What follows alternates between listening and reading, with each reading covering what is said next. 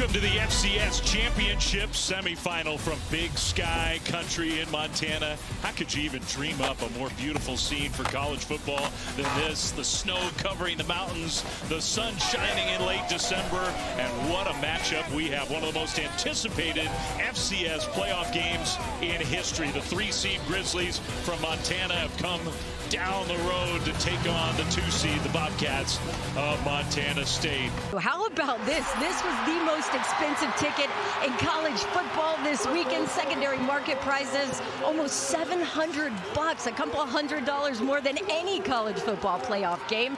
Safety Caden Dowler had a third-grade classmate he hadn't talked to in years hit him up for ticket help.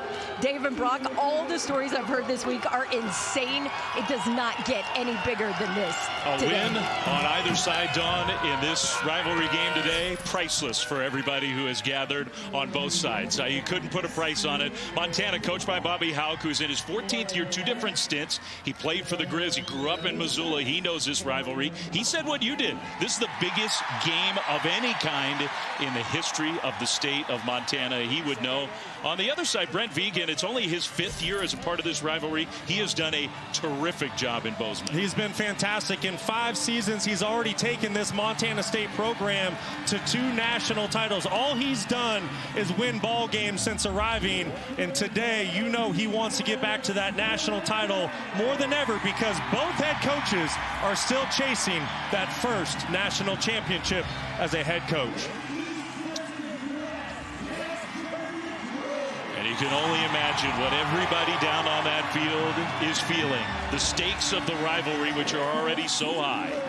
And in this instance, meeting in the playoffs for the first time ever, and a chance to play for a national championship, which has eluded both of these programs for a long time. They are hungry for a championship in Missoula, in Bozeman, all across this great state of Montana. Bobcats won the toss. They defer. So the Grizzlies will have the ball first. After a touchback, we'll see the Montana offense come out on the field. The last game prior to the playoff when these 2 teams met, the Bobcats offense mostly kept him in check. Wow, great play on the ball there to start the game from Seth Johnson, the defensive back, to knock the ball away. Ayad in the pocket, pressured very quickly, swings it out short left. And that pass caught by the star running back Eli Gilman, but he gets tackled well short of the first down.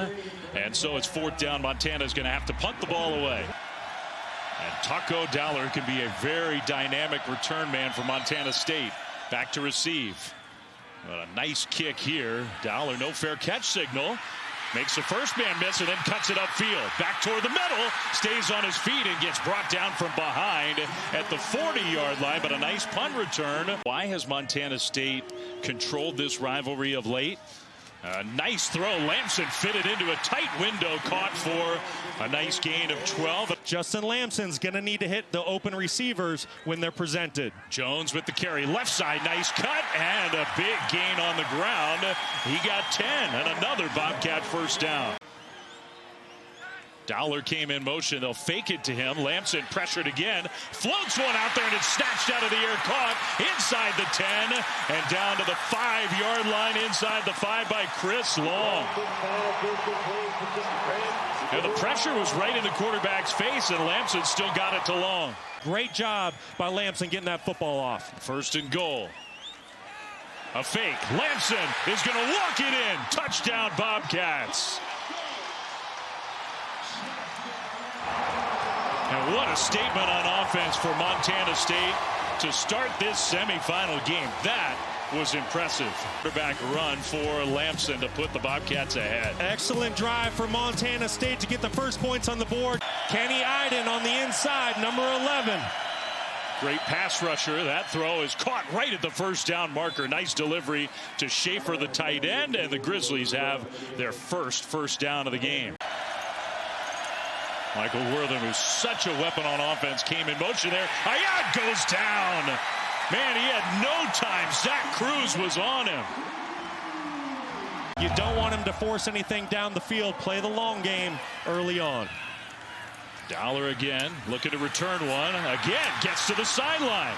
Well, that's two very good returns in this first quarter for Taco Dowler. As well as have great throwing options. Jones carries. Jones breaks it out into the open. And a little spin move at the end of the run all the way down to the Grizzlies' 35-yard line. So on 3rd and short, he gets 11. Right now, nobody's even covering Taco Dowler. Finally, somebody gets over there.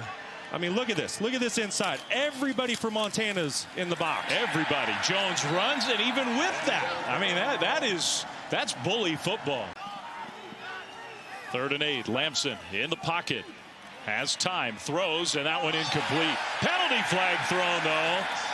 He was trying to hit Chris Long, and it looked like there was a hold. Watch the middle of the screen. And Prince Ford just gets out of position and has to tug on the wide receiver. Easy call for the officials.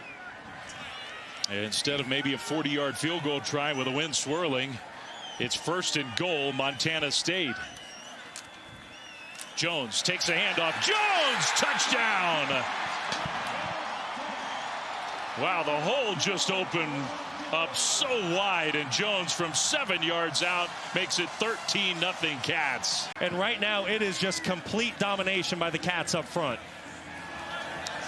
That looked like a busted extra point try, and the holder ended up having to fling it towards the end zone. Ayat changed the play after he saw the safety come down. Now they split to a too-high look.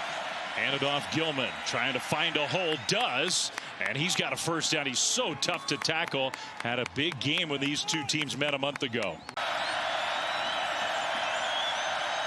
Kind of an awkward snap. Gilman takes it after getting it from his quarterback, bounces it left side into Montana State territory for the first time. 3rd and 6. Across midfield. Kenny Iden trying to get to the quarterback. Plenty of time. Ayat finally throws, and he's got his man Gilman down the left sideline. And I say Gilman, that's Stevie Rocker, the second running back who was in on that play. Rocker in the backfield. Remember, Montana's offense, 2 playoff games coming into today, 101 points in 2 games. Play fake. Ayat across the middle, and he's got his tight end caught inside the 10. And a low hit on Evan Schaefer, and he's hurting. But in that first matchup, averaged nearly 9 yards per carry. Quickly to the line and not running the ball. Ayat to the end zone, almost intercepted. Wow, that went right through Petrie's hands, it looked like. Ayat, if he pulls his tight end to the pylon and leads him, he has a chance to throw a touchdown pass. But now on 3rd and goal, and Ayat rolling right has to throw the ball away. How about that? Field goal kicking hasn't been perfect for the Grizz this year. Joe Silver has sort of taken this job over. Good snap and hold, and that kick is up, and it's good. So the Grizz get on the board. I think for Bobby Houck, that was probably important. Tight end in motion. Adam Jones in the backfield. He'll take the carry, bounce it right, all the way down the sideline. Adam Jones with the speed to take it to the end zone. Touchdown. 54 yards.